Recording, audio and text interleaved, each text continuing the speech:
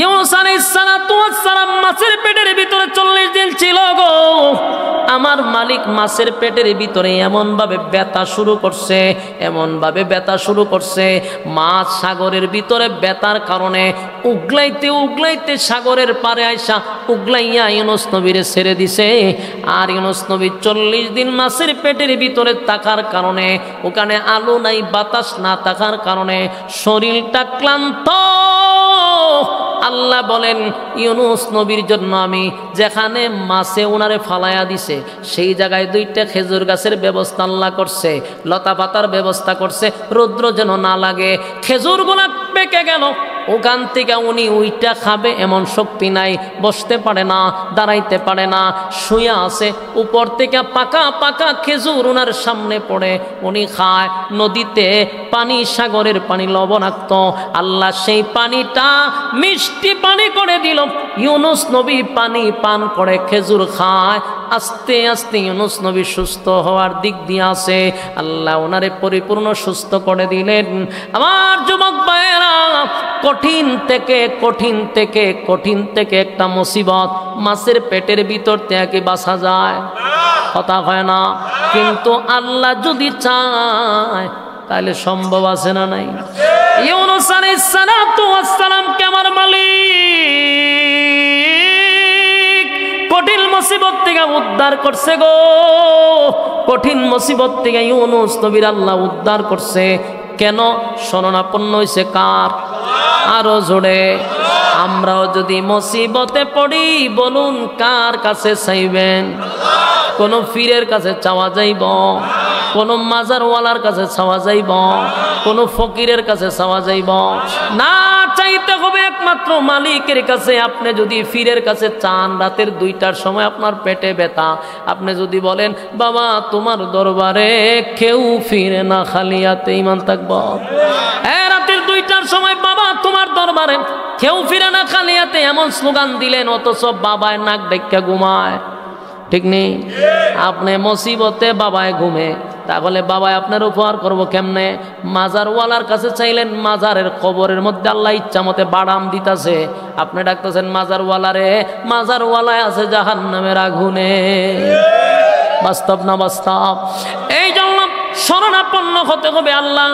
আল্লাহ কয় বান্দারে 24টা ঘন্টার একটা সেকেন্ড আমি ঘুমাই না, ঘুমাই না, ঘুমাই না। আল্লাহর ঘুম নাই, আল্লাহর তন্দ্রা নাই। আমার মালিকের ঘুম নাই গো, মালিকের তন্দ্রা নাই, মালিকের তন্দ্রা নাই। আল্লাহর কি ঘুম আছে? তন্দ্রা আছে? খাওয়ান আছে না? আল্লাহ বলেন লা তাখুযুহু সিনাতু ওয়ালা নাওম, লা তাখুযুহু সিনাতু ওয়ালা নাওম। আমার ঘুম নাই, আমার তন্দ্রা নাই, ঘুমাই না। বান্দা 24টা ঘন্টার একটা সেকেন্ড আমি আল্লাহর ঘুম নাই। কখন আমার বান্দার ডাক দিব? রাতের গভীর রজনীতে। একজন মাছওয়ালারে আল্লাহ পাকড়াও করছে। কি করছে? পাকড়াও করছে। মনে করেন খাস বাংলায় তার উপরে আল্লাহ ভর করছে, অথবা তার উপরে চতুর্দিক দিয়ে ঘেরাও করছে। বিভিন্নভাবে আপনাদেরকে বোঝানোর চেষ্টা করতেছি যে পাকড়াও বলতে শুধু এটাকেও শেষ না। পাকড়াও বলতে এক ধরনের গজব বলতে পারেন, শাস্তি বলতে পারেন, অ্যাটাক বলতে পারেন। তো আল্লাহ একজন মাছওয়ালাকে পাকড়াও করছে, মনে করেন শাস্তি, মনে করেন অ্যাটাক করছে।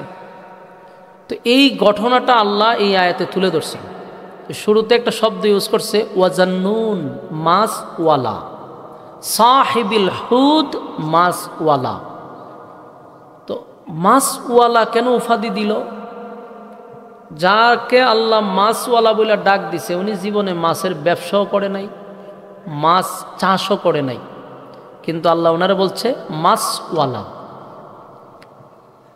যেমন কেউ বাদাম বিক্রি করলে তারে আমরা বলি বাদামওয়ালা, কলা বিক্রি করলে কলাওয়ালা। কেন? তার নাম জানে না, উপাধি বলে ডাক দেয়।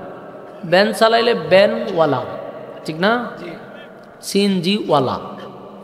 তো আল্লাহ একজন নবীরে মাছওয়ালা বলে ডাক দিছে। তো এই মাছওয়ালারে আল্লাহ পাকড়াও করছে। তো তো পাকরাও যে করছে এই ঘটনাটা আল্লাহ তুল্লা ধরছে। ইরাকের একটা শহরের নাম হইল নিনুয়া নামক শহর। এই শহরে বাস করত 4 লক্ষ মানুষ। 4 লক্ষ মানুষের মধ্যে একজন পয়গম্বর আল্লাহ দুনিয়ায় পাঠাইছে। এই পয়গম্বরের নাম হলেন হযরত ইউনুস আলাইহিস সালাতু ওয়াস সালাম। এই পয়গম্বর দাওয়াত দিছে টানা 40 বছর। কত বছর? কালেমার দাওয়াত দিছে 40 বছরে একটা মানুষও কালেমা পড়ে নাই। বলুন তো দেখি ওই এলাকার মানুষ আপনার এলাকার থেকে বালা না খারাপ? আরো খারাপ। কারণ 40 বছর দাওয়াত দিচ্ছে, এরপর একটা মানুষও কালেমা পড়ে নাই। আমাদের এই যুগের মানুষ যত খারাপই হোক, যদি আমি আপনার গ্রামও চিনি না জানি না, আমি যদি 40 বছর এখানে থেকে দাওয়াত দেই, বহু হিন্দু আমি মুসলমান বানাইতে পারবো, গ্যারান্টি বানাইতে পারবো। তার মানে তৎকালীন যুগের মানুষের থেকে এখনের মানুষ কিছুটা ভালো, যারা দাওয়াত দিল কালেমা পড়বে। আমরা বয়ান শুনেই বহু মানুষ কালেমা পড়ছে। আমার মতো বক্তার বয়ান শুনেও কয়েকজনই কালেমা পড়েই মানাচ্ছে, আপনারা ইউটিউবে দেখে নিয়েন। তো আমরা বয়ান শুনে যদি কালেমা পড়তে পারি, আমরা যদি দাওয়াত দেওয়া শুরু করি, পড়বে। কিন্তু একজন আল্লাহর পয়গম্বরদেরকে আল্লাহ আলাদাভাবে বানায়। যেমন সবার আমরার মতো মেজাজ দিয়া বানায় না, আমাদের মতো চেহারা দিয়া বানায় না। যেই যুগে যেই নবী আসে ওই যুগের সবচেয়ে সুন্দর করে বানায় এবং উত্তম আদর্শ, উত্তম আখলাক দিয়া বানায়, খুলুক আজিম দিয়া বানায়। এমন আজিমওয়ালা নবীরা দাওয়াত দিল 40 বছর, একটা মানুষও কালেমা পড়ছে না। শুধু কালেমা পড়ছে না, এতটুকুলে তো ভালোই ছিল, উল্টা কালেমার দাওয়াত দিতে গিয়া উনি মার খাইছে, রক্তাক্ত করছে, গাল মন্দ করছে, টিটকারি মস্কারি করছে।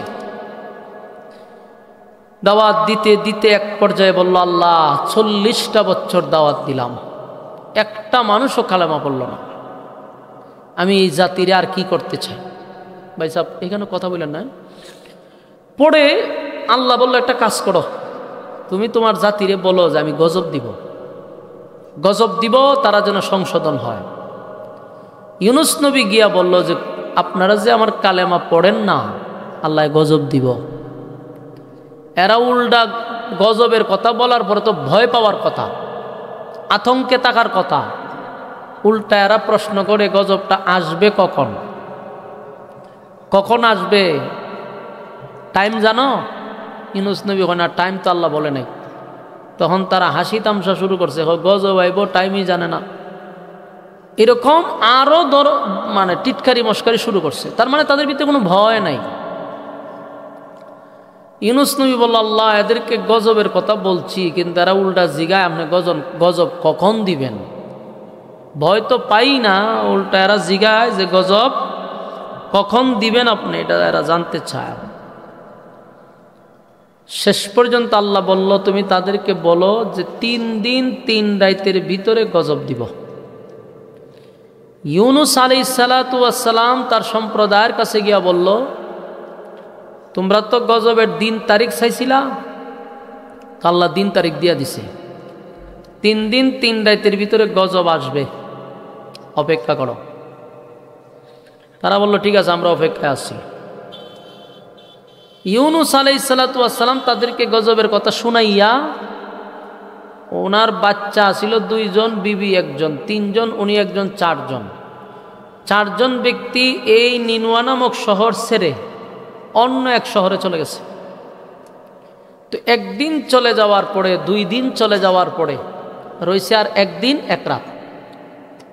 তো এদের মধ্যেও কিছু মানুষ আছে না, কিছু বুঝে, লেখাপড়া করছে, অথবা এদের মধ্যে কিছু বুদ্ধিমান, এরা বলল যে আমরা একটা মিটিং আছে, আমরা একটু বসবো।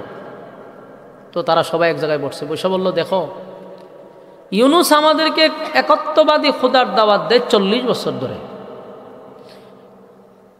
40 বছর দাওয়াত দিতে গিয়ে তারে মারধর করছি, রক্তাক্ত করছি, গালি দিছি, হামলা করছি, মামলা দিছি, কোনোদিন আমাদেরকে উল্টা গালিও দেয় নাই, কোনোদিন আমাদের দিকে চোখ রাঙায়ও তাকায় নাই।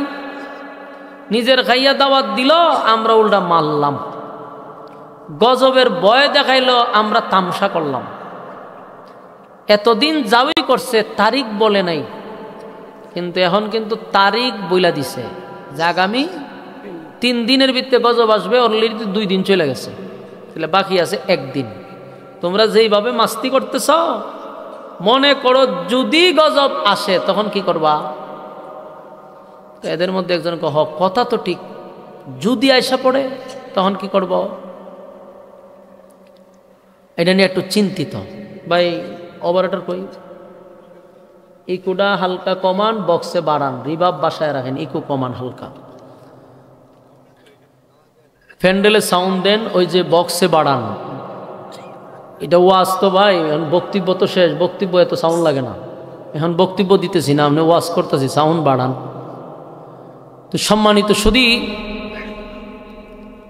ইউনুস আলাইহিস সালাতু ওয়াস সালাম তার সম্প্রদায়ের কিছু লোকরা বলল, আওয়াজ বাড়ছে, আরো বাড়াও, আরো বাড়াও। এখন ইউনুস আলাইহিস সালাতু ওয়াস সালামের যে গোত্রের মানুষ, এরা একটা সিদ্ধান্ত নিল যে এতদিন তারিখ বলে না, এখন তারিখ বলছে।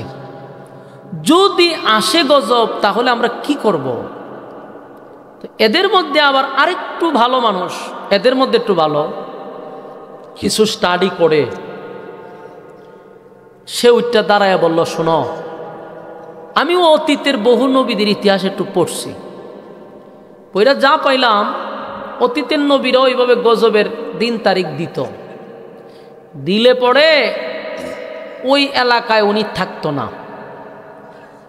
তো আমি যতটুকু জানি গজবের ঘোষণা দেওয়ার পরে নবীরা ওই অঞ্চলে থাকে না। যদি ইউনুসকে তোমরা বাড়িতে গিয়া পাও তাহলে 100% গজব আসবে না, আর যদি ইউনুসকে এলাকায় না পাওয়া যায় তাহলে 100% গজব আসবে। তো এরা একটা টিম নিয়ে গেছে, গিয়া দেখে ইউনুস নবী নাই, বাড়িতে গেছে, আত্মীয় স্বজনের বাড়ি সব জায়গায় তালাশ করছি, শহরেই উনি নাই। তখন আয়েশা বলল যে আমরা বহু জায়গায় গেছি কিন্তু ইউনুসকে আমরা পাই নাই। এখন এদের ভিতরে একটা মুসর দিছে, তাহলে গজব আসবে, বাঁচার কোনো সুযোগ নাই। এখন ভিতরে একটু ভয় ঢুকছে, এখন কি করণীয়, কি করতে পারি, টেনশনে পড়ে গেছে না। এখন 1 দিন চলে গেছে, শুধু রাতটা বাকি, এদের ভিতরে ঘুম নাই, টেনশন, অথচ 40 বছর টিটকারি করলেও আজকে আইসা এদের ভিতরে ভয় ঢুকছে, চিন্তা ঢুকছে যে আমরারে আল্লাহ পাকড়াও করবে। লক্ষণ খারাপ, কারণ যেই সমাজে পাপাচার হয়, গুনাহ বেশি হয়, সেখানে আল্লাহ গজব দেয়, পাকড়াও করে।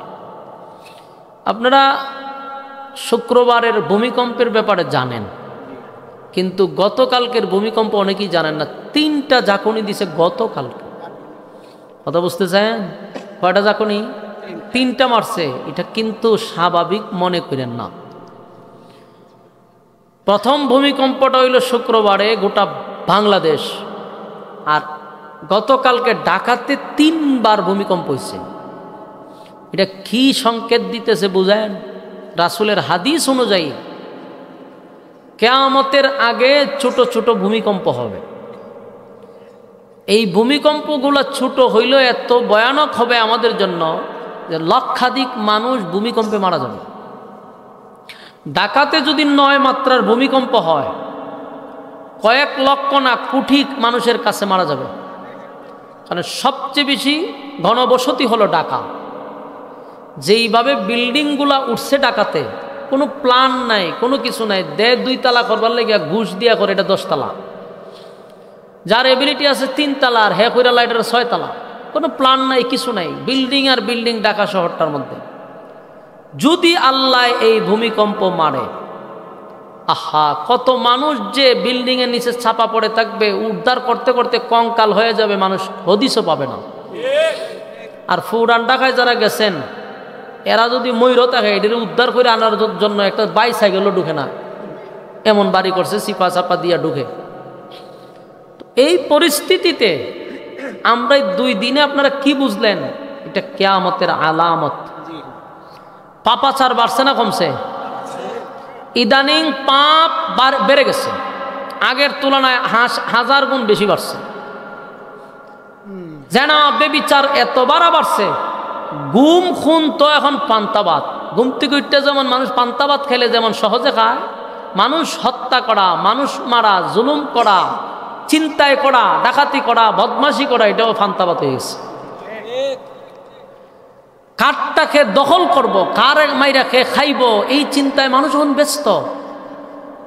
কুত্তার রক্তের দাম আছে, মানুষের রক্তের এখন আর দাম নাই। বুঝে নিবে এটা কিয়ামতের আলামত। আর যখন জমিনে পাপ শুরু হয়, তখন জমিনে আল্লাহ ভূমিকম্প দেয়। ভূমিকম্প, কথা বুঝতেছেন? আমরা ভালো হইতাম না তো, এই জন্য আল্লাহ আমরা গজব দিয়ে মারব। যদি আমরা ভালো হয়ে যেতাম তাহলে আল্লাহ এই গজবটা দিত না। আপনারা কি মনে হচ্ছে ভূমিকম্প শেষ? আমি বক্তব্য দিতেছি, লিখে রাখেন। ও চিরি আবার এমন একটা ভূমিকম্প বাংলাদেশে হবে, হাজার না লক্ষাধিক মানুষ এই ভূমিকম্পে প্রাণ হারাবে। বেশি দিন বাকি না, কারণ রাসূলের হাদিস অনুযায়ী ভূমিকম্প যখন শুরু হয়, আল্লাহ ধরলে বালা করে ধরে, পাকড়াও করবে, জনমের খরা করবে। আমরা আছি জুলুমের উপরে। জুলুম দিয়ে করতেছ, উপরে আছে না নাই একজন? জুলুম আল্লাহ পছন্দ করে না। জুলুম আল্লাহ পছন্দ করে না, এটা মাথায় রাখতে হবে। দৈরা যদি লায় তাহলে অস্তিত্ব থাকবে না। পাকড়াও করবে, এটা 100%। ওই তৎকালীন যুগেও আল্লাহ গজব দিত, এমন এক এক এলাকায় এমন গজব দিত, সব একেবারে সাগর বানাই দিত। কেনই তো? গুনার কারণে। নিনুয়া নামক শহরের মানুষগুলো এমন পাপ করছে যে নবীরে মারছে। নবীরে যখন মারছে, আল্লাহ বরদাস্ত করতে পারছে না, তাই আল্লাহ হয় গজব দিব। কিন্তু 3 দিন 3 রাত যখন শেষ, সকালবেলা এরা আসমানের দিকে তাকায়া দেখে আসমান কালো হয়ে গেছে। আপনারা যদি এখন যে আমরা ঘুম থেকে আসমানের দিকে তাকাইলে সবুজ দেখা যায়, ঠিক না? আকাশটা সবুজ দেখা যায়। হঠাৎ করে দেখেন যে এমন কালো হয়েছে, একটু ভয় লাগবো না? এরকম কালো হয়ে গেছে। আবার একটা আওয়াজ আসতেছে, এই আওয়াজে আর কালো দুটোটা মিললে এরা বুঝে লাইছে যে গজব আসতেছে। এতক্ষণ এরা বুঝছে যে আল্লাহ আমাদেরকে পাকড়াও করছে। কিন্তু এখন এরা চিৎকার শুরু করছে, হায় হায় হায়, আমরা কি করলাম? ঠিকই তো ইউনুসের কথা সঠিক হইল। ইউনুসের কথা, ইউনুস পয়গম্বরের কথা। এবার ইউনুস মনে করেন না, আপনারা কোন ইউনুস মনে করছে? ইউনুস পয়গম্বর বলছি, ওই PhD করা ইউনুস না, কথা বুঝছেন? তাই তো নোবেল পুরস্কার পাইছে, কেড়ে তো এটা বুঝে নো। হে ইউনুস নিয়ে লাগায় না, ইজ্জত থাকতো না। আমি ইউনুসের কথা বলতেছি, পয়গম্বর ইউনুস। ওই এলাকার মানুষে বলতেছে যে ইউনুসের কথাই ঠিক ছিল, আমরা কেন তারে মানলাম না? কেন তারে আমরা আগায় গেলাম মারার জন্য? কেন বেয়াদবি করলাম? আজকে আমাদের চরম পর্যায়ের খেসারত দিতে হবে। তো সবাই বলতেছে, শোনো, এখন ইউনুস নবীরে যদি ফাইতাম, তেনা ফাউদিরে মাফ চাইতাম, অথবা ওনার কাছে গিয়ে ক্ষমা চাইতাম, ওনার হাতে দইরা কালেমা পড়তাম। উনি তো নাই, ওনার চিন্তা করে এখন আমরা কি করব? সুতরাং ওনার রবের কাছে আমরা মাপ চাওয়া শুরু করি। এখন সব মানুষ ঘর থেকে বাইর হয়েছে, বাইর হইয়া মাটিতে ফইরা কান্না শুরু করছে আর কান্দে, আল্লাহ অন্যায় করছি, অপরাধ করছি, বুঝছি না। সোজা আঙ্গুলে ঘি উঠে না, ঠিক না? কথা না, আঙ্গুল যখন বেঁকা করে তখন ঘি উঠে। আর মানুষ সোজা হয় কখন? মরার পরে। মরার আগে কি সোজা হয়? এই মানুষগুলারে বহু বুঝাইছে, এরা সোজা হয়েছে না। এখন বিপদে পড়ে এরা সোজা হয়েছে। আল্লাহ বলেন, ওয়াজান্নুন إذ ذهب مغاضبا فظن أن لن نقدر عليه فنادى في الظلمات। আল্লাহ রাব্বুল আলামিন বলেন, মাছওয়ালার ঘটনা বর্ণনা করতেছি, তোমরা তা মনোযোগ দিয়া শোনো। আল্লাহ নিজেই কয় মাছওয়ালার ঘটনা তোমরা মনোযোগ দিয়া শোনো। এখন আপনারা কি দিয়া শুনবেন?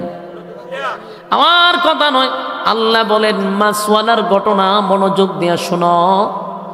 এবার ইউনুস পয়গম্বরের সম্প্রদায় নিনুয়া নামক এলাকার মানুষ মাটিতে পইরা গইরাইয়া কাঁদতেছে আর বলতেছে, রব আপনারে চিনতে পারি নাই, আমাদের মধ্যে আপনি নবী পাঠাইলেন, আমাদেরকে নবী পাঠাইলেন, নবীরা হেদায়েতের বয়ান করল, বুঝলাম না, শুনলাম না। আল্লাহ আমরা তাদের সঙ্গে বেয়াদবি করছি, খারাপ আচরণ করছি, বুঝতে পারি নাই, এটা আমাদের উচিত হয় নাই। আজকে যদি আপনার বন্ধু থাকতো তাহলে তার হাতে পায়ে ধরে মাপ চাইতাম, তার হাতে ধরে আপনি রবের উপরে ঈমান আনতাম, একত্ববাদী খোদার উপরে ঈমান আনতাম। কিন্তু আল্লাহ আমাদের নসিব এতটাই খারাপ, আমরা নবীর উপরে জুলুম করার কারণে আজকে আমাদের নবী আমাদের রাজ্য ছেড়ে আমাদের শহর ছেড়ে চলে গেছে। আল্লাহ এখন আমরা কি করি? এই গজব তো আমাদেরকে ধ্বংস করে দিবে। নিনুয়া নামক শহরের 4 লক্ষ মানুষ একসাথে কালেমা পড়ে তারা ঈমান আনছে। জোরে জোরে কোন সুবহান। 1 লক্ষ মানুষ কালেমা পড়ে, 4 লক্ষ মানুষ ইউনুস নবীকে নবী মেনে আল্লাহর উপরে ঈমান আনছে, নবীর উপরে ঈমান আনছে, কালেমা পড়ছে। কালেমা পড়া তওবা করতেছে, মালিক বুঝতে পারি নাই, অন্যায় করছি, অপরাধ করছি, কি জুলুম নিজের উপরে করছি, আল্লাহ আমাদেরকে মাফ করে দেন। আমরা যদি আমাদের নবীরে পাই আল্লাহ তার কাছে মাফ চাইব, ক্ষমা চাইব। আল্লাহ ইউনুস নবীরে কলিজায় বেঁধে রাখবো, আর বেয়াদবি করব না। এইভাবে যখন তারা মাফ চাইতেছে, আল্লাহ ডাক দিয়ে বলে, জিবরাইল রে, আমার সিদ্ধান্ত হলো নাফরমানদের উপরে গজব দেওয়া, গজব দেওয়া, নাফরমানদেরকে ধ্বংস করে দেওয়া। আমি গজব পাঠাইছি নাফরমানদেরকে ধ্বংস করে দেওয়ার জন্য। কিন্তু এখন আর এই মানুষগুলা নাফরমানি নাই, সব মানুষগুলা আমি আল্লাহর উপরে ঈমান আনছে, অতীতের সব অপরাধের উপরে তারা লজ্জিত হয়ে গেছে, আমার কাছে তারা তওবা করছে এই মর্মে যে আর কোনোদিন তারা গুনাহ করবে না, অন্যায় করবে না, অপরাধ করবে না। ইউনুসের নবী মানছে, ইউনুসের নবী মাইনা তারা এই ঘোষণা দিছে, আর কোনোদিন বেয়াদবি করবে না, আর কোনোদিন বেয়াদবি করবে না। ইউনুস পয়গম্বর এদিকে চলে গেছে, এইদিকে আমার মালিক জিবরাইল রে বলল, আর গজব দেওয়ার দরকার নাই, গজব উঠায় নাও। আস্তে আস্তে আকাশ পরিষ্কার হইতে লাগলো।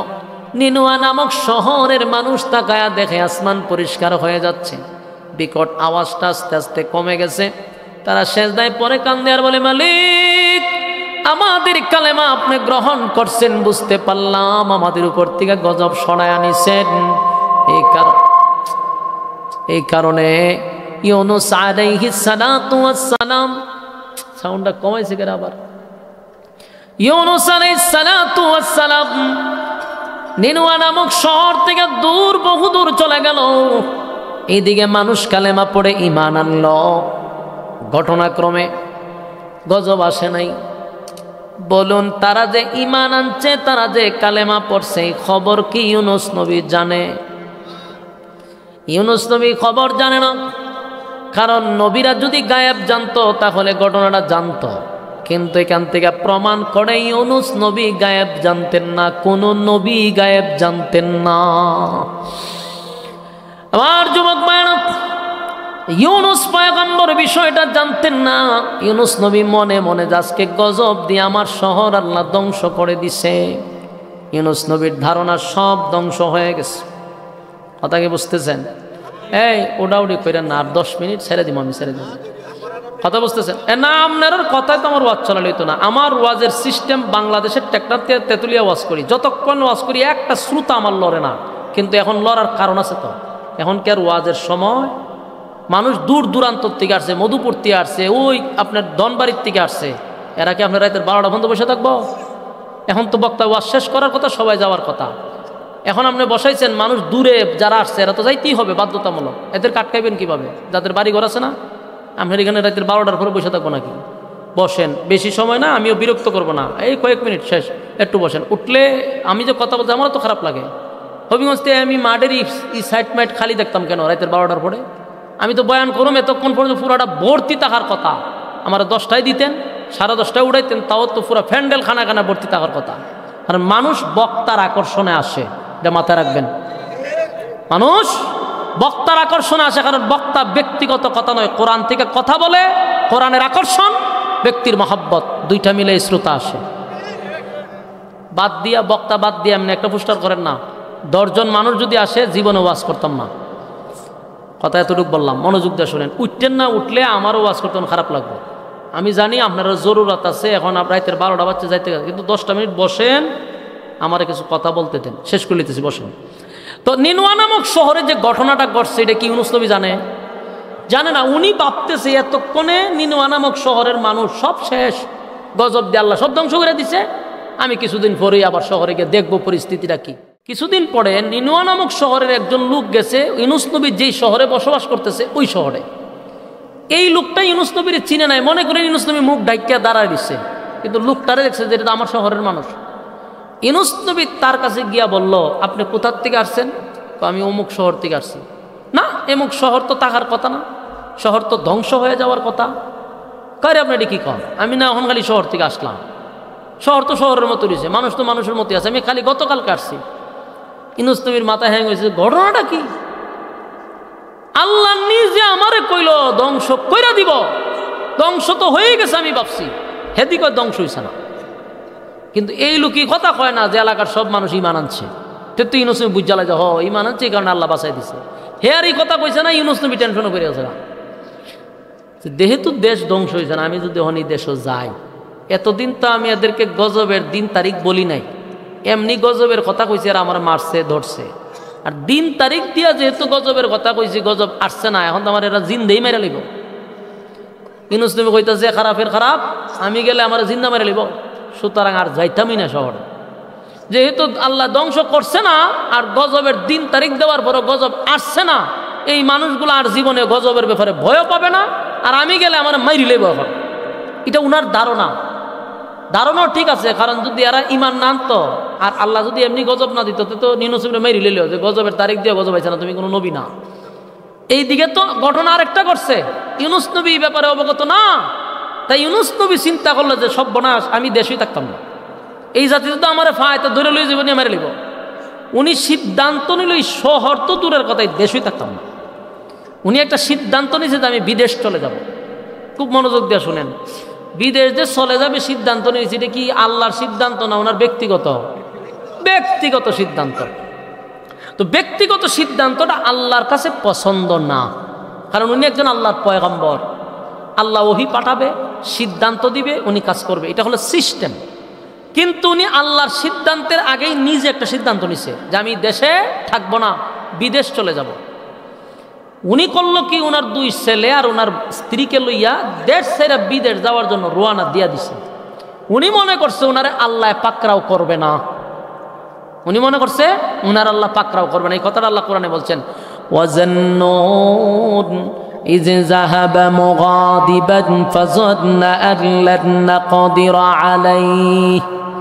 মাসওয়ালা মনে করছে তার আমি পাকড়াও করব না, তার আমি ছেড়ে দিব, কিন্তু আমি আল্লাহ মাসওয়ালারে পাকড়াও করছি।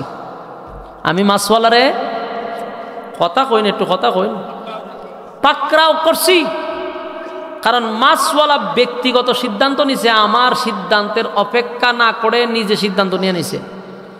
ইউনুস নবী করলো কি, বাচ্চা কাচ্চা লইয়া মনে করেন আরেক দেশে যাইব, তো মরুভূমি ফাড়ি টারি দিয়া খুব কাছাকাছি যাওয়ার পথে রাস্তার মধ্যে কিছু বকাটে ছেলেরা ওনারে আটকাইছে। আটকাইয়া বলতেছে যে এই রাস্তা দিয়ে কোনো মহিলা লোক যেতে পারবে না, ওনার বিবি কিন্তু সাথে। বললো কেন? না, আমাদের সর্দারের কথা হইলো এই দিকে যত মহিলা যাবে এই মহিলা সর্দারের লগে সাক্ষাৎ করতে হবে। নাউজুবিল্লাহ। মানে লুচ্চা কোম্পানির সদস্য মনে করতে পারেন। আছে না কিছু লোক লুচ্চা, চোখ খারাপ লোক, বেয়াদব, এই সমস্ত কিছু খারাপ চরিত্র লোক আছে, এরা এইভাবে ইফটিজিং করে, নারীদেরকে মানে ইফটিজিং করে, ডিস্টার্ব করে। তো এটাও এরকম একটা লুচ্চা আসিল। এই রাস্তা দিয়ে কোনো নারী গেলে আবার তার ক্ষমতা আসেন, তো লুচ্চামির সাথে যদি ক্ষমতা থাকে তইলে কিন্তু নারীগুলা বুক করে তারা ক্ষমতার কারণে। তো আল্লাহ এই জায়গার থেকে পাকড়াও শুরু করছে। এই লুচ্চা কোম্পানির কিছু বকাটে ফুলা পান আয়া ওনারা ঘেরাও করছে, এখন এই রাস্তা যাওয়া যেত না। ইউনুস নবী দেখলো তার সন্তান লইয়া টানাটানি করে, তারও লইয়া টানাটানি করে, আর ওনার বিবিরে নিয়েই যাচ্ছে জোরপূর্বকভাবে। তখন ওনার বিবি বলল যে আমার স্বামী, আপনি আল্লাহর পয়গম্বর, আপনি আপনার কাজে চলে যান আপনার বাচ্চা নিয়ে, আর আমারে আপনি আল্লাহর জিম্মায় ছেড়ে দেন। আপনার এলাকার সুবহানাল্লাহ থাকলে কইতে পারেন, সুবহানাল্লাহ আছে এমনি না? আমি তো জানি না, কারণ নাও থাকতে পারে, আপনারা এখান থেকে অন্য স্লোগান বেশি থাকে। তো এখন দেখেন এই যে লোক, এরা ওনার বিবিকে নিয়ে যায়, আর ওনার বিবি কি বলছে, আমার আল্লাহর জিম্মায় ছেড়ে দেন। পয়গম্বরের বিবি। ইউনুস নবী চিন্তা করলো, যাক আমি আমার বিবিকে আল্লাহর জিম্মায় ছেড়ে দিলাম। 2 সন্তান লেউনি চলে গেছে, আর ওনার বিবিরে ওই লুচ্চা কোম্পানির পোলাপানে ধরে লেগেছে। পাকড়াও কিন্তু শুরু হয়েছে, কথা কি বুঝতেছেন? উনি মনে করছিল ওনারে পাকড়াও করবে না, কিন্তু আল্লাহ ওনারই পাকড়াও করছে। إذ ذهب مغاضبا فظن أن لن نقدر عليه। এই মাছওয়ালা মনে করছে তারে পাকড়াও করব না, কিন্তু পাকড়াও শুরু হয়ে গেছে। টের পাইছেন, বিবির আটকায়া দিছে। এক জায়গায় আপনি যাবেন, যদি বিবিরে আটকায়া দেয় আপনার মনটা কি ভালো থাকবো? কথা বলেন। আপনি যাবেন বিদেশ, পাসপোর্ট ব্যাগ ট্যাগ সব গুছাইলেন, রাস্তার মধ্যে আপনার বিবিরে চিন্তায় করে নিয়ে গেছে, আপনার কি আর বিদেশ যাইতে মন চাইব? ওনার বিবিরে ওই কুচক্রি মহল্লা নিয়ে গেল। ইউনুস নবীর কলিজা একটা ধাক্কা লাগছে যে আমার মালিক মনে হয় রে ধইরা লাইছে, আমারে পাকড়াও করছে। এরপরে উনি থামে না, ওনার 2 সন্তান লইয়া বিদেশ যাবো গা। বিদেশ যাওয়ার সময় মাঝখানে একটা নদী আছে, নদীটা পার হইয়ার পরে সাগরের কিনারায় যাবে, ওখানে যাত্রীবাহী জাহাজ দাঁড়ায়। আগেও জাহাজ ছিল, আজ থেকে হাজার হাজার হাজার বছর আগেও জাহাজ ছিল, কিন্তু ইঞ্জিল আসেন না, এত প্রযুক্তি ছিল না। তখন জাহাজ চলতো ফালে ফালে, বুঝুননি?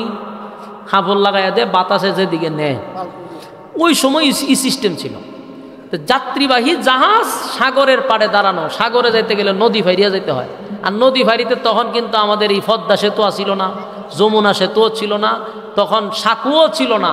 এ ফানিত লাইম্মা কাপড় বিজায়ার পরে যাইতে হইতো। তখন কি আর উন্নত ছিল? হাজার হাজার বছর আগের কথা বলতেছি।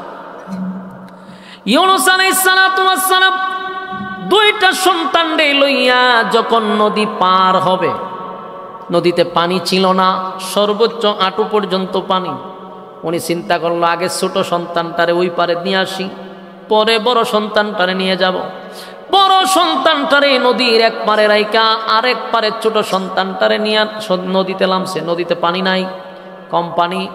বাচ্চাটারে নিয়ে যখন মাছ নদীতে গেছে, যেই নদী ঘুমন্ত নদী, পানি ছিল না, সেই নদীর মধ্যে পানির এত জোয়ার শুরু হয়েছে, পানির স্রোত বেড়ে গেছে। এত স্রোত বাড়ছে, ইউনুস নবী নিজেই দাঁড়ায় থাকতে পারে না, পানির স্রোতে উনিও ভেসে যায়। কিন্তু ওনার ছেলেটারে ধরে রাখছে, ছেলেটারে জড়ায় ধরে রাখছে, কিন্তু পানির স্রোত কমে না, আরো বাড়ে আরো বাড়ে। একটা মানুষ জায়গায় দাঁড়ায় থাকার মতো কোনো সিস্টেম নাই। ইউনুস নবী বুঝছে আমারে ধরে লাইছে, আমারে পাকড়াও করছে। যেই নদী ছিল শান্ত, এখন অশান্ত হইল কেন? আল্লাহ পাকড়াও করছে, কথা হয় না? আমার মালিক পাকড়াও করছে রে। ইউনুস নবী তার সন্তানকে আটকায় রাখতে পারল না, পানির স্রোতে ছোট সন্তানটারে পানিয়ে বাসায় নিয়ে গেছে। বাবার কোল থেকে যদি সন্তানটা নিয়ে যায়, বাবার মনের অবস্থা কেমন হবে? আপনারা কি বুঝেননি? আপনারা ফুলাভান আসেনি বাচ্চা কাচ্চা? আরে বাপরে বাপ, কোন গ্রহে আমি আইছি? বাচ্চা যদি, নিজের সন্তান যদি নদীর মাঝখান থেকে আপনার পানিয়ে নিয়ে যায়, আপনি বাবা হিসাবে ঠিক থাকতে পারবেন? ইউনুস নবী তো বাবা, সন্তানটারে প্রাণীর সুতে নিয়ে গেল, সন্তানটারে আটকায় রাখতে পারলই না। এবার উনি চিন্তা করলো, ছোটটারে তো নিয়েই গেছে, এবার বড়টারে নিয়ে আসি। তাকায়া দেখে বড়টারে বাগে লইয়া দৌড় মারছে। إذ ذهب مغاضبا فظن أن لن نقدر عليه। যুবক ভাইরা, মাছওয়ালাকে মালিক পাকড়াও করছে রে, মাছওয়ালারে পাকড়াও করছে। বিবিও গেল, 2টা সন্তানও গেল। এখন ইউনুস নবী একা, কেউ নেই, কেউ নাই। ইউনুস নবী একা একা, মনটা বড় খারাপ। কোন রকম নদীটা পার হইয়া সাগরের কিনারায় গিয়া দাঁড়াইছে। বলুন মনটা ভালো। বিবি নিয়ে গেল দুইটা কলিজার টুকরা সন্তান, ওনার চোখের সামনে বাগে নিয়ে গেল, পানির স্রোতে নিয়ে গেল। যাত্রীবাহী জাহাজের সামনে দাঁড়ায় আছে, যাত্রীরা জাহাজের ভিতরে উঠতেছে, উনিও উঠে গেলেন। একটা কোনায় নিরিবিলি বসে আছে, মনের কষ্ট। মানুষ যখন যাত্রীবাহী জাহাজে উঠল, নাবিক তার জাহাজ ছেড়ে দিছে। সাগরের মাঝখানে যাওয়ার পরে এখন আর জাহাজ যায় না, শুধু পানির মধ্যে ঘুরে এক জায়গাতেই। এটা কি ঘুরে না আল্লাহ ঘোরায়? মাছওয়ালারে পাকড়াও করছে রে। পানির মধ্যে এখন জাহাজ ঘোরে, যাত্রীরা চিল্লা চিল্লি শুরু করছে। সবাই আশ্চর্য হয়ে গেছে, সারা জীবন ধরে এই দিকে যায় যাত্রী আনি আর যাত্রী নেই, কোনোদিন জাহাজ পানির মধ্যে ঘুরে না রে, আজকে কেন জাহাজ পানিতে ঘুরে?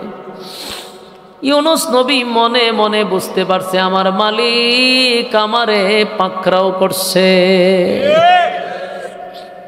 কিন্তু তৎকালীন সময়ের মানুষ চিন্তা করেন কত মেধা ছিল। আমরা যা এখন করতেছি, যদিও বিমান বানাইছি, তারপরে আমরা হেলিকপ্টার বানাইছি, জাহাজ বানাইছি, কত কিছু বানাইছি, এগুলা তো প্রযুক্তি দিয়া, ঠিক না? কিন্তু তাদের জামানায় প্রযুক্তি ছিল না, মেধা ছিল মারাত্মক। এরা গবেষণা করছে, এটার ভিত্তিতে বইয়া গবেষণা শুরু করছে যে কেন এরকম হইতে পারে, কোন কারণ হইতে পারে। একটা উইটা করে নিশ্চিত কোন গুলাম মালিকের অর্ডার ছাড়া এই জাহাজ উঠছে। সুবহানাল্লাহ। এরা কিন্তু সব বেঈমান আছেন, এরা কিন্তু মুসলমান না, আল্লাহওয়ালা না, বেঈমান আছেন। কিন্তু মেধা দেখছেন, মেধা আছেন। মেধা তাহারি কথা, গুনাহ কম মেধা বেশি। আমরার গুনাহ বেশি, মেধা কম। তৎকালীন সময় কাফের হইলেও তাদের ব্রেন ভালো ছিল, তাদের গুনাহ কম ছিল। যদিও কাফের কিন্তু গুনাহ কম। আমাদের মোবাইলের গুনাহ আছে, চোখের গুনাহ, আমাদের মনের গুনাহ, চোখের গুনাহ, মোবাইলের গুনাহ, কত গুনাহ আমাদের হিসাব নাই। তৎকালীন সময়ে মানুষ কাফের হইল, তাদের এত গুনাহ ছিল না, মিথ্যা কথা ছিল না, ওয়াদা বরখেলাপ করত না। আমরা বৈশাখ হই এক কথা, দাঁড়ায় হই আরেক কথা, ঠিক না? এখন দেখবেন অনেকেই বলবে স্বর্ণ দিয়া রাস্তা বানাই দিব, চতুর্দিকে রাস্তা স্বর্ণ থাকবে, মাঝখানে ইট বানাবো স্বর্ণ দিয়া, রূপা দিয়া। ইলেকশনের পরে দেখবেন এই রাস্তা দিয়া গুরুও যায় না। আপনার এলাকা না আমরা এলাকা তো সব জায়গায় খালি প্রতিশ্রুতি, এটা করবো সেটা করবো, মানুষের ঘর আমি স্বর্ণদা বানাই দিব, হীরামণি মুক্তা চতুর্দিকে ফিরে থাকবো, খালি তুখাই না পড়ে লেবা। ইলেকশনের পরে আর খবর নাই, ঠিক না বেটি? দুনিয়ার মানুষ ওয়াদা বরখেলাপ ছিল না, আগের যুগে ওয়াদা বরখেলাপ করতো না। আগে যে জায়গা কিনতো কেউ কাছ থেকে এই কাগজ আসিন না, দলিল ছিল না, কইছে হয় জায়গা এটা তোমার, শেষ। ওই জবান ওই 100 একবার জবান দা কইছে জায়গা তোমার, তার জীবন এটা দাবি করবে না। চিন্তা করছে এটা ওহনের যুগে বাবন যায়, আপন বাইরে বাইরে বিশ্বাস করে, হয় বেটা লিখতে দে, তোর কে বিশ্বাস, কোন সময় ফল্টি মেরা দেশ, ঠিক নেই। বাপরে বিশ্বাস করা যায় না, বাপরে বিশ্বাস করা যায় না। তো এখন আপনার নামে লিখে দিচ্ছে, আপনি যদি লিখে না নেন 2 দিন পরে ফল্টি মেরা শুরু ফুলারে গেলে তুই লিখে, ঠিক নেই। বাপরে বিশ্বাস করা যায় না। আর তৎকালীন যুগে মুখে মুখে যারা একবার ওয়াদা দিছে, ওয়াদা দিছেই। ইউনূস আলাইহিস সালাতু ওয়াস সালামের যুগে ওই কাফির গুলা নৌকাতে বৈশা, জাহাজে বৈশা ব্রেন দিয়া বাইর করতে, ঘটনাটা কি তা নিশ্চিত কোনো মালিকের অর্ডার ছাড়া কোনো গোলামায় পড়ছে। ইউনূস নবী কয় আমি সেই গোলাম, তোরা ধরতে পারছস। ইউনূস নবী কয়, আর হেরা এখন সিদ্ধান্ত নিছে কি যে আমরা যদি এটা বাইর করতে পারি যে গোলামটা কেটা, তাহলে আতো ধরমু ফাও ধরুম ধরে ইডাল দা ফেলাই দেব সাগরে, ফালাই দিলেই আমরা জাহাজ আগের মতো দৌড়বে। ইউনূস নবী চিন্তা করলো সর্বনাশ, এরা তো জাগা মতো ধরছে, আমি তো সেই গোলাম, মালিকের অর্ডার ছাড়া আমি আসছি। ইউনূস আলাইহিস সালাতু ওয়াস সালাম তাদের সামনে গিয়া বলল, অনর্থক তোমরা কষ্ট করো না, তালাশ করতে হবে না, তোমরা যে গোলাম রে তালাশ করতেছ আমি সেই গোলাম। এরা ইউনূস নবীর ভাই কতক্ষণ তাকাইছে, তাকাই এখন সর্বনাশ, আপনি গোলাম হবেন কোন অ্যাঙ্গেল থেকে? গোলাম হতে পারেন না, কারণ এরা যে গোলাম ভাবছে এই গোলাম সেই গোলাম না। এরা ভাবছে কারো বাড়িতে কাজ করতে গিয়া মালিকের বাড়ি থেকে ফলায়ন করে গোলাম এটার ভিতরে ঢুকছে। কিন্তু ইউনূস নবী বলতেছে আমারও তো একজন মালিক আছে, আমি তো সেই মালিকের অর্ডার ছাড়াই আসছি। মানে এরা ইউনূস নবীর দিকে তাকায়, না না না না না, আপনি সেই গোলাম হতে পারেন না, কারণ আপনার যে সুন্দর চেহারা, নবীর চেহারা তো এত সুন্দর চেহারা, এত চমৎকার চেহারা, এত বড় বুজুর্গ, আপনারে যদি আমরা উড়াইয়া সাগর ফালাই, এখন তো জাহাজ ঘুরে পানির উপর দিয়া, আপনার ফালানির পরে এটা ঘুরবো নিচে দিয়া, আমরা এই বিপদ আনতে রাজি না। আপনি বুজুর্গ মানুষ, আল্লাহ মানুষ, আপনার আমরা ফালাইতে রাজি না। ইউনূস নবী কয়, দেখ রে, আমি সেই গোলাম। এরা কোনোভাবেই মানতে রাজি না, কারণ চেহারায় তো গোলামের পরিচয় নাই, উনি তো চেহারা নবীর চেহারা। কত সুন্দর কেমনে বোঝাবো, যেই যুগে যেই নবী বানায় ওনার চেয়ে সুন্দর আল্লাহর কাউরে বানাই না। তো ইউনূস নবীর এদিকে এরা ভয় পাইলিছে, সর্বনাশ, ওনারে ফালাইলে অবস্থা খারাপ হয়ে যাবো। এরপরে এরা সিদ্ধান্ত নিতে, তাহলে একটা কাজ করি, এখন হারে ফালামো, কেউ তার গোলাম পরিচয় দেয় না, তাহলে লটারি মারো, সবার নাম নিচে নিয়ে লটারি দিবে, যার নাম উঠবে এরা ফালাই দেব। লটারি টান দিছে, টান দিয়ে প্রথমেই দেখি ইউনূস নবীর নাম আইছে। এরা লটারির নাম দিয়ে কি আর ওনার ভাই চায়, হুজুর লক্ষণ দি বালা না, আপনারা তো আমরা বাঁচাইতে চাইতেছি, কিন্তু আপনি ধরা খাইতেছেন, ঘটনা কি? তা আরেকবার লটারি দিচ্ছে, আরেকবার আসছে ওনার নাম। কেউ কয় না রে ভুলে আসছে, আবার দে, আবার দিছে, আবার ইউনূস নবীর নাম। 9 বার ইউনূস নবীর নাম আসছে। কয়বার? এরা কোনোভাবে ওনারে সাগর দিয়ে ফালাইতে চায় না জাহাজ থেকে। 9 বারের সময় কয়, হুজুর আল্লাহর রাস্তায় আমরা মাফ করে দিন, আরেকবার যদি আপনার নাম উঠে, তা আপনার চেহারা সুরত আমরা দেখতাম না, আমরা রেডি। ইউনূস নবীর নাম যখন 10 বারের সময় উঠছে, এরা হুজুর আল্লাহর রাস্তায় মাফ চায়, এ হুজুরের ধর, হাত ধর, পাও ধর, ধরছে, তৈরিটা করে ইরাল্লাহ ফালাই দিছে। যেই ফালাইছে, আল্লাহর কি কুদ্র, সাগর থেকে এক বিশাল মাছ আয়া ইউনূস নবীর পেটের ভিতরে লয়ে গেছে। যে মাছ ওনারে খাইছে, এই মাছটা আবার আরেক মাছ আয়া গিলা লাইছে। চিন্তা করছেন, পাকড়াও কারে কয়, আল্লাহ কিভাবে ধরছে? প্রথম যে মাছে খাইছে, এই মাছ শুদ্ধ আরেক মাছে খাই দিছে। কয়টা মাছের পেটের ভিতরে গেল? এই কথাটা আল্লাহ এতক্ষণে মাছওয়ালার ঘটনা বর্ণনা করে।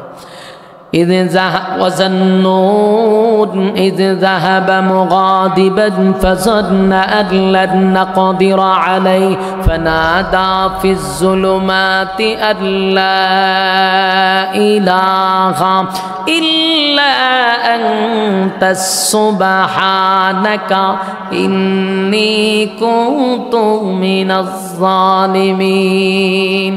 ইউনূস আলাইহিস সালাতু ওয়াস সালাম মাছের পেটের ভিতরে যাওয়ার সাথে সাথে আল্লাহর নবী বুঝতে পারছে, আমার মালিক আমারে পাকড়াও করছে রে, আমার মালিক আমারে পাকড়াও করছে, আমার সিদ্ধান্তটা মোটেও ঠিক হয় নাই, আমি ভালো কাজ করি নাই, আমি বুঝতে পারি নাই। লা ইলাহা ইল্লা আনতা সুবহানাকা ইন্নী কুনতু মিনাজ জালিমিন। এইভাবে ইউনূস নবী মাছের পেটের ভিতরে যাওয়ার পরে সাথে সাথে সাথে সাথে আল্লাহর শরণাপন্ন হয়েছে, মুহূর্তের ভিতরে আল্লাহর শরণাপন্ন হয়ে গেছে, আর বলতেছে, আল্লাহ আপনি ছাড়া কোনো মাবুদ নাই, আপনি ছাড়া কোনো ইলাহ নাই, আল্লাহ আপনি পবিত্র, আমি জালেমদের অন্তর্ভুক্ত, আমি ভুল করছি, অন্যায় করছি, আমার সিদ্ধান্ত নেওয়া ঠিক হয় নাই, আমার নিনওয়া নামক শহরের মানুষগুলোকে কালেমার দাওয়াত দেওয়াই দরকার ছিল, আমি ভুল করছি, অন্যায় করছি, অপরাধ করছি, আপনি পবিত্র। এইভাবে লা ইলাহা ইল্লা আনতা সুবহানাকা ইন্নী কুনতু মিনাজ জালিমিন। একদিন 2 দিন নয়, টানা 40 দিন পর্যন্ত উনি একাধারা পড়তেই লাগলো 1.5 লক্ষ বার লা ইলাহা ইল্লা আনতা সুবহানাকা ইন্নী কুনতু মিনাজ জালিমিন পড়তে লাগলো। আল্লাহ বলেন, মাছ আমার ইউনূস নবীরে গিলতে পারলি পেটের ভিতরে নিছত, কিন্তু এই মাছ আমার ইউনূস রে হজম করতে পারবি না। আমার যুবক ভাইরা, মাছের পেটের ভিতরে কেউ বাঁচতে পারে না গো, সাপের পেটের ভিতরে কেউ বাঁচতে পারে না। এই বাঘে খাইলে কেউ বাঁচে না, সাপে খাইলে বাঁচে না, মাছে খাইলে বাঁচে না, কিন্তু আল্লাহ মাছকে বলছে পেটের ভিতরে নিলি কিন্তু হজম করতে পারবি না, হজম করতে পারবি না।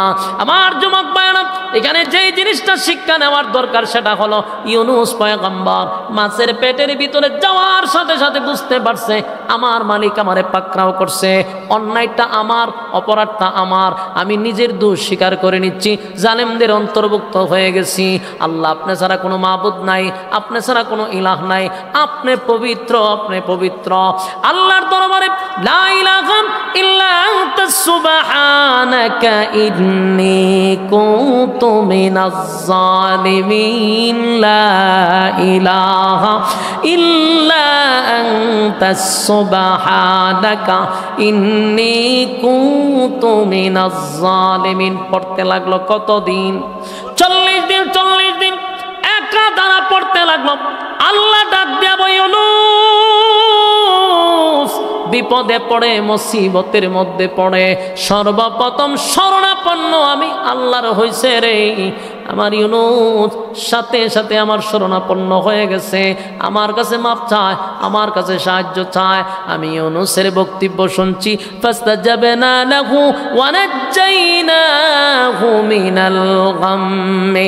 আল্লাহ বলেন ইউনূসের এই সাহায্য আমার কাছে চাইছে, আমি শুনলাম। শুধু শুনছি তাই নয়, আমি ইউনূস রে অক্ষত অবস্থায় আমি তারে আবার ফিরাইয়া দিলাম। জোরে কোন সুবহান। ইউনূস আলাইহিস সালাতু ওয়াস সালাম মাছের পেটের ভিতরে 40 দিন ছিল গো। আমার মালিক মাছের পেটের ভিতরে এমন ভাবে ব্যথা শুরু করছে, এমন ভাবে ব্যথা শুরু করছে, মাছ সাগরের ভিতরে ব্যথার কারণে উগলাইতে উগলাইতে সাগরের পারে আইসা উগলাইয়া ইউনূস নবীরে ছেড়ে দিছে। আর ইউনূস নবী 40 দিন মাছের পেটের ভিতরে থাকার কারণে, ওখানে আলো নাই বাতাস না থাকার কারণে শরীরটা ক্লান্ত।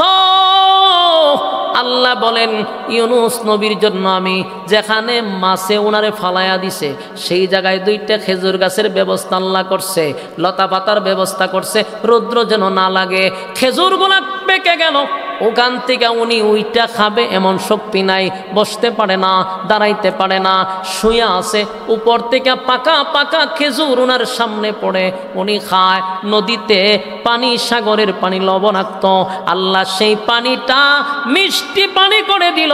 ইউনূস নবী পানি পান করে খেজুর খায়। আস্তে আস্তে ইউনূস নবী সুস্থ হওয়ার দিক দিয়ে আছে।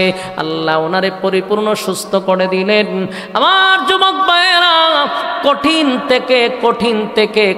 থেকে একটা মুসিবত মাছের পেটের ভিতর থেকে বাঁচা যায়, কথা হয় না। কিন্তু আল্লাহ যদি চায় তাহলে সম্ভব আছে না নাই? ইউনূস আলাইহিস সালাতু ওয়াস সালাম কে আমার মালিক কঠিন মুসিবত থেকে উদ্ধার করছে গো। কঠিন মুসিবত থেকে ইউনূস নবীর আল্লাহ উদ্ধার করছে। কেন? শরণাপন্ন হইছে কার? আরো জোরে। আমরাও যদি মুসিবতে পড়ি, বলুন কার কাছে চাইবেন? কোন পীরের কাছে চাওয়া যাইব? কোন মাজারওয়ালার কাছে চাওয়া যাইব? কোন ফকিরের কাছে চাওয়া যাইব না? চাইতে হবে একমাত্র মালিকের কাছে। আপনি যদি পীরের কাছে চান, রাতের 2টার সময় আপনার পেটে ব্যথা, আপনি যদি বলেন বাবা তোমার দরবারে কেউ ফিরে না, খালি হাতে ঈমান থাকব। রাতের 2টার সময় বাবা তোমার দরবারে কেউ ফিরে না, খালি হাতে, এমন স্লোগান দিলেন, অথচ বাবায় নাক ডাইক্কা ঘুমায়, ঠিক নেই? আপনি মুসিবতে বাবায় ঘুমে, তাহলে বাবায় আপনার উপহার করবো কেমনে? মাজারওয়ালার কাছে চাইলেন, মাজারের কবরের মধ্যে আল্লাহ ইচ্ছা মতে বাড়াম দিতেছে, আপনি ডাকতেছেন মাজারওয়ালারে, মাজারওয়ালায় আছে জাহান্নামের আগুনে। বাস্তব না বাস্তব? এই জন্য শরণাপন্ন হতে হবে আল্লাহ। আল্লাহ কয় বান্দারে 24টা ঘন্টার একটা সেকেন্ড আমি ঘুমাই না। আল্লাহর ঘুম নাই, আল্লাহর তন্দ্রা নাই। আমার মালিকের ঘুম নাই গো, মালিকের তন্দ্রা নাই। আল্লাহর কি ঘুম আছে? তন্দ্রা আছে? খাওয়ান আছে? না। আল্লাহ বলেন লা তাখুযুহু সিনাতু ওয়ালা নাওম। লা তাখুযুহু সিনাতু ওয়ালা নাওম। আমার ঘুম নাই, আমার তন্দ্রা নাই, ঘুমাই না বান্দা 24টা ঘন্টার একটা সেকেন্ড আমি আল্লাহর ঘুম নাই। কখন আমার বান্দার ডাক দিব? রাতের গভীর রজনীতে। তোর মা ঘুমায় আছে, বাবা ঘুমায় আছে, আত্মীয় স্বজন ঘুমায় আছে, কিন্তু পেটের ব্যথায় যখন ধরছে আর বান্দা যদি ডাক দিয়া বলে মালিক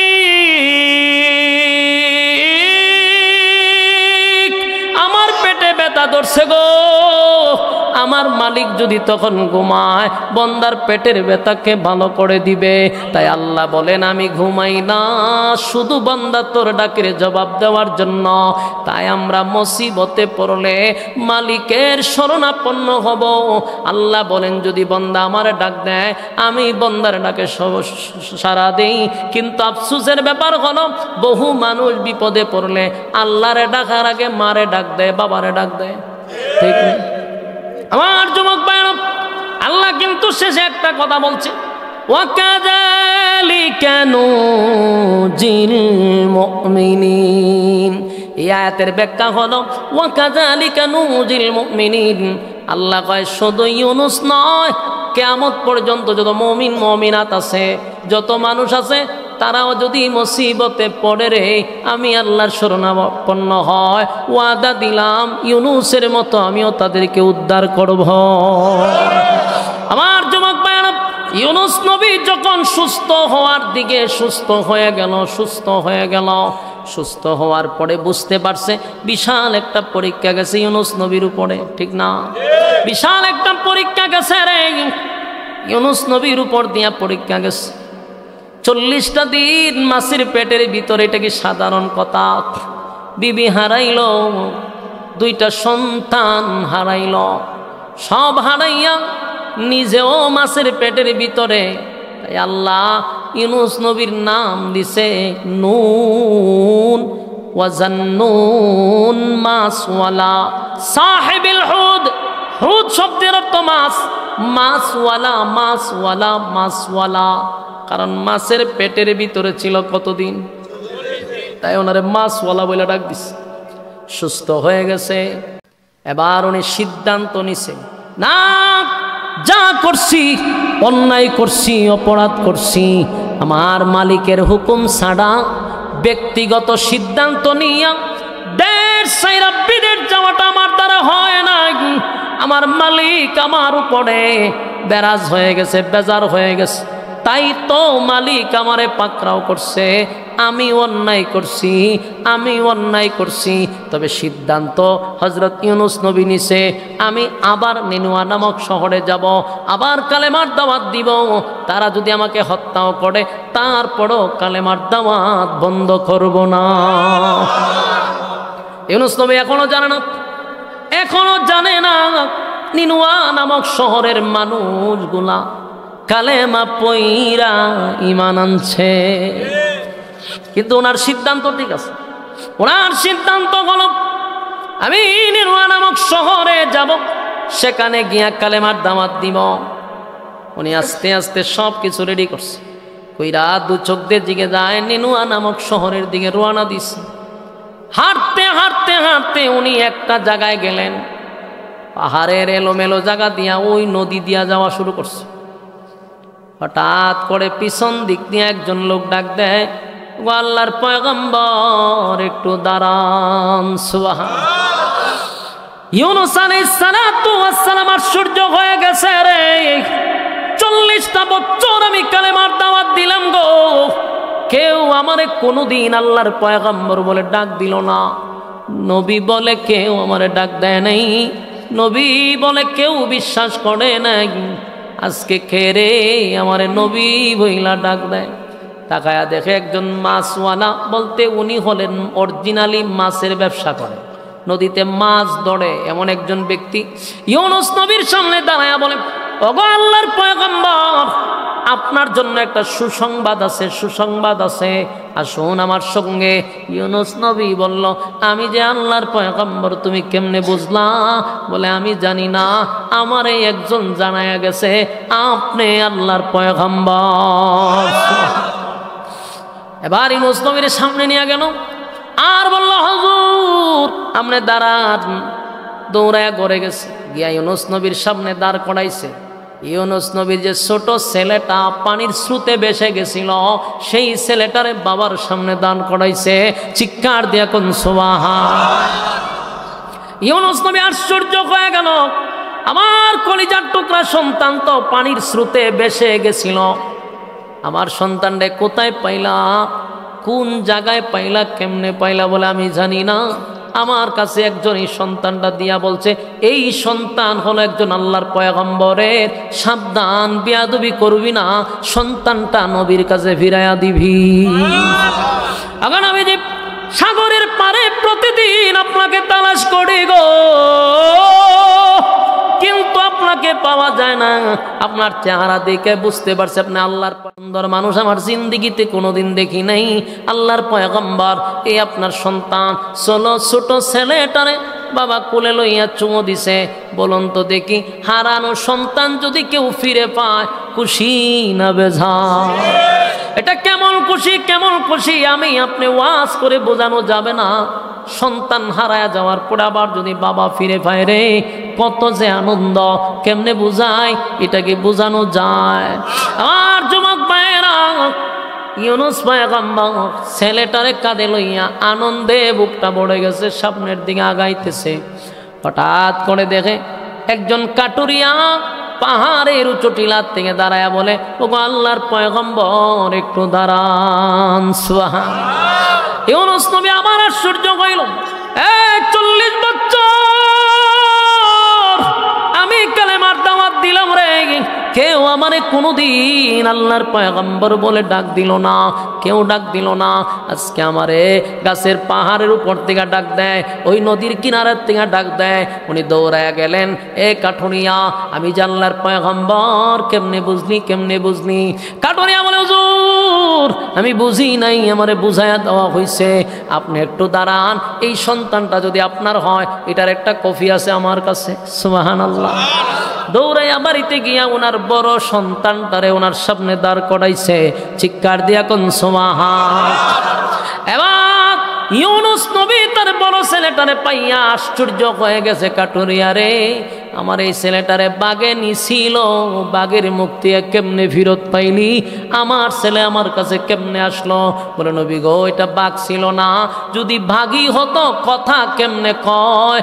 বাগে আমার কাছে দিয়া বলছে এটা আল্লাহর পয়গম্বরের সন্তান, সাবধান বেয়াদবি করবি না, নবীর কাছে ফিরাইয়া দিবি। সুবহান। যুবক ভাইরা, ইউনুস নবী আল্লাহর কুদরতি পায়ে সেজদায় পড়ে কান্না শুরু করছে, কয় মালিক, হারানো সন্তান ফিরাইয়া দিলেন, আমার বুক ভরে গেল। আল্লাহর নবী আবার 2 সন্তান লইয়া সামনের দিকে যায়, সামনের দিকে যায়। কিছুক্ষণের ভিতরে কিছু বকাটে পোলা পান নবীর আটকায়, কয় আল্লাহর পয়গম্বর একটু দাঁড়ান। এবার আল্লাহর পয়গম্বর তাকায়া দেখে এই পোলা পানগুলা নবীরেন আল্লাহর নবী বইলা ডাক দিতেছে। আশ্চর্য হয়ে গেল, কই তোমরা কারা রে? বলে, হুজুর একটু ভিতরে আসেন। গেল ভিতরে, গিয়া দেখে ওনার বিবি আগের মতোই এক জায়গায় বসে আছে। যেরকম সুবহান। ওনার বিবি বলেন, স্বামী গো, যেমন আমারে আপনি রাখছিলেন, যেমন আমারে রেখে গেছিলেন, বিন্দু পরিমাণ আমি এদিক সেদিক হই নাই। আল্লাহর কসম, আমার কোনো খেয়ানত হয় নাই, আমি যেমন ছিলাম তেমন আছি। আল্লাহর পয়গম্বর বলে, এটা কেমনে সম্ভব? বকাটে তোমার নিয়ে আসলাম, তোমার কোনো ক্ষতি হয় নাই? বলে, না হয় নাই। এই যে লুচ্চা কোম্পানির সদস্য একজন আছিল, ওই যে বাদশাহ ইয়াদ আসেনি, হ্যাঁ, দেখে 2 হাত এমন হয়েছে, মানে 2টা হাত প্যারালাইসিস। হে কি করছে? উনান আল্লাহর নবীর বউ, নবীর বিবি না ঘরের ভিতরে ঢুকাইছে। যেই মাত্র গেছে ধরতো, হাত হয়ে গেছে প্যারালাইসিস। যেই প্যারালাইসিস হয়েছে, এখন চিল্লি শুরু করছে যে আমার হাতটা যেন ভালো হয়ে যাবে, চিল্লা চিল্লি করছে। পরে নবীর বউ তো মন নরম, খাইছে যে আল্লাহ বালা করে দেন, রাত ভালো হয়ে গেছে। তো 2-3 দিন গেছে, আবার আয়া ধরে, আবার ধরতে যায়, আবার হাত প্যারালাইসিস হয়। লুচ্চা মানুষের কোনো চোখ ঠিক আছে নি? এরার উপরে গজব পড়লেও যদি একটু ভালো হয়, তা আবার ছায়া খাম করতো, তা আবার হাত গেছে প্যারালাইসিস হইয়া। নবীর বউ, তুই কিতা শুরু করছস? তুই একবার হাত ভালো হইলে আবার ধরতে চাস, হয় লুবে ধরে ইসলাম, আল্লাহর হস্তে মাফ করে দাও, আল্লাহর কাছে কেউ বালা করে দিত, আবার বালা করে দিছে। তো কয়েকদিন গেছে ভালো হয়, আটকা একদিন এসেছে আবার ধরতো, দুনো হাত প্যারালাইসিস হয়ে বইছে। এখন খান্দে ইউনুস নবীর বউ কয় না আর ভালো করে তোর কাছে নিরাপদ না, তুই এইভাবে তাক, তাহলে আমি নিরাপদে থাকবো। ও তুই সহ্য কর, তুই যতদিন না পর্যন্ত আমার স্বামী না আইসে। এই প্যারালাইসিস লইয়া হে বই রয়েছে, সিল্লি দেখো, সিল্লি দিলে কোনো কাম হইতো না। তুই লুচ্চা, তোর চোখ খারাপ, তুই লক্ষণ বালা না, যদি বালা অবস্থা আবার ধরবি, তুই এইভাবেই থাক, আমি নিরাপদ। ও ইউনুস নবী আইসে পড়ে, এবার দোয়া করছে, আল্লাহ দেন লুচ্চাটার বালা করে দেন, কিতা করবেন? আল্লাহ বালা করে দিছে। অনে রাত বলেছে, হেও কালেমা ফিরে ইমান আনছে। আবার বলুন, ইউনুস নবীর বিবি পাইল, সন্তান পাইল, মাছের পেটের ভিতর থেকে উদ্ধার হয়ে আসলো। বলুন আমার আল্লাহ চাইলে পারেনি? লা ইলাহা ইল্লা আনতা সুবহানাকা ইন্নী কুনতু মিনাজ জালিমিন। এটা হলো মুসিবতের দোয়া। মুসিবতের মধ্যে পড়লে শরণাপন্ন হইব আল্লাহ। রাজি আছি ইনশাআল্লাহ? আমি যদি ইউনুস নবীর ঘটনা বলতে থাকি ঘন্টার পর ঘন্টা যাবে, শেষ হবে না। নিনুয়া নামক শহরে আবার গেল আরো 1 ঘন্টা। আপনারা সময় সব খাইয়ে আমার কাছে আসছেন, এরপরও শুধু কমিটিরা মহব্বত করে হবিগঞ্জ গিয়া দাওয়াত দিছে, এটা বিবেচনা করে প্রায় 1 ঘন্টার উপরে ওয়াজ করলাম। কথা বুঝতেছেন? আল্লাহ আমাদের সবাইকে বুঝার, মানার, আমল করার তৌফিক দান করুক। আমিন, আল্লাহুম্মা আমিন। রব্বানা যালামনা আনফুসানা ওয়া ইন লাম তাগফির লানা ওয়া তারহামনা লানাকুনান্না মিনাল খাসিরিন। রব্বুল আলামিন, আল্লাহ গভীর রাত হয়ে গেল, নজুলে রহমতের সময়, দোয়া কবুলের সময়। আল্লাহ সাদা সাদা দাড়িওয়ালা মুরব্বি নিয়ে হাত বাড়াইলাম, আল্লাহ হাজি সাহেবদেরকে নিয়ে হাত বাড়াইলাম, আল্লাহ হাফিজুল কোরআনদেরকে নিয়ে হাত বাড়াইলাম, আল্লাহ ছোট ছোট মাসুম বাচ্চাদেরকে নিয়ে হাত বাড়াইলাম। পর্দার আড়ালে কত নেককার মা বোনেরা হাত বাড়াইছে। আমি গুনাহগার, নাগান্দা, নাফরমান, নালায়েক, অযোগ্য, আল্লাহ মুসাফির হালতে হাত বাড়াইছি। আল্লাহ এই মজলিসের জাতির শ্রেষ্ঠ সন্তান হযরত উলামায়ে কেরামরা হাত বাড়াইছে। আল্লাহ মেহেরবানি করে গো, নজুলে রহমতের সময়, দোয়া কবুলের সময় আমরা যারা হাত বাড়াইছি, কাউরে আপনি খালি হাতে ফিরায়া দিয়েন না আল্লাহ। আল্লাহ আমাদের জীবনের সগীরা কবিরা, ইচ্ছা অনিচ্ছা, দেখাইয়া না দেখাইয়া, অঙ্গ প্রত্যঙ্গর দ্বারা যত গুনাহ করছি, মেহেরবানি করে জিন্দেগির গুনাহ মাফ করে দেন। বাকি জিন্দেগি ইহদিনাস সিরাতাল মুস্তাকিম, সঠিক সরল রাস্তার উপরে চলার তৌফিক দেন। আল্লাহ যেমনে চললে আপনি খুশি, ওইভাবে চলার তৌফিক দেন। আল্লাহ চলার পথে শয়তানের ওয়াসওয়াসার থেকে হেফাজত করেন, শয়তানের চক্রান্ত থেকে হেফাজত করেন, মানুষ শয়তান, জিন শয়তান থেকে আপনি হেফাজত করেন। আল্লাহ আপনার দরবারে দরখাস্ত, এই মাহফিলটা যারা করছে, টাকা দিয়া, পয়সা দিয়া, বুদ্ধি দিয়া, শ্রম দিয়া, রান্না বান্না কইরা, আল্লাহ যে মেহনত করছে, প্রত্যেকের ব্যবসা বাণিজ্য খামাই রোজগার আপনি বরকত বানায়া দেন। আল্লাহ আমি দেখলাম এই মাদ্রাসার যত জরুরত আছে, মেহেরবানি করে গো গাইবে খাজানার থেকে পুরা করে দেন। এলাকার প্রত্যেকটা মানুষকে আপনি দিন বুঝার তৌফিক দেন। আল্লাহ এদেরকে সহি বুঝ আপনি দান করেন। আল্লাহ কোরআনের মহব্বত তাদের কলিজায় ঢুকায়া দেন। আল্লাহ মাদ্রাসার প্রতি তাদের মহব্বত বানায়া দেন। আল্লাহ এলাকার প্রত্যেকটা মানুষকে দিনদার হিসেবে কবুল করেন। আমার ডাইনে, আমার বামে, সামনে, পিছনে যত গুরুস্থান আছে, এই এলাকার যত মই মুরব্বী কবরে আছে, প্রত্যেকের রয়ে আজকের সবের হাদিয়া পৌঁছায়া দেন। আল্লাহ এই মজলিসে আমরা যারা মা হারাইছি, বাবা হারাইছি, যাদের মা নাই, বাবা নাই, দাদা নাই, দাদি নাই, নানা নাই, নানি নাই, আল্লাহ জানি না কোন অবস্থায় কোন হালতে কবরে আছে, মেহেরবানি করে গো আব্বা আমার কবরে আযাব দিয়েন না। রব্বির হামহুমা কামা রাব্বায়ানি সগীরা। ছোটবেলা আব্বা আম্মা যেভাবে লালন পালন করছে, আপনি কুদরতিভাবে আব্বা আম্মাদেরকে লালন পালন করেন। যারা বেঁচে আছে হায়াতে আমলে বরকত দান করেন রব্বুল আলামিন। আল্লাহ আমাদেরকে যারা আল্লাহ যারা দান করছে বা দান করবে, আল্লাহ উভয়দেরকে আপনি ব্যবসা বাণিজ্য বরকত বাড়ায়া দেন আল্লাহ মোনাজাতের পরে যারা দান করবে আল্লাহ প্রত্যেকের ব্যবসা বাণিজ্য খামাই রোজগারে আপনি বরকত বাড়ায়া দেন রব্বুল আলামিন আমরা যারা হাত বাড়াইছি আমাদের বাচ্চা কাচ্চাগুলোর দিনদার মুত্তাকি বানায়া দেন আল্লাহ শেষ দরখাস্ত যা বললাম যা শুনলাম নবীজির জুতার দুলার বরকতে আপনার দুয়ারে কবুল করেন আল্লাহ নবীজির জুতার দুলার বরকতে দুয়ারে কবুল করেন সুবহান রাব্বিকা রাব্বিল ইজ্জাতি আম্মা ইয়াসিফুন ওয়া সালামুন আলাল মুরসালিন ওয়ালহামদুলিল্লাহি রাব্বিল আলামিন।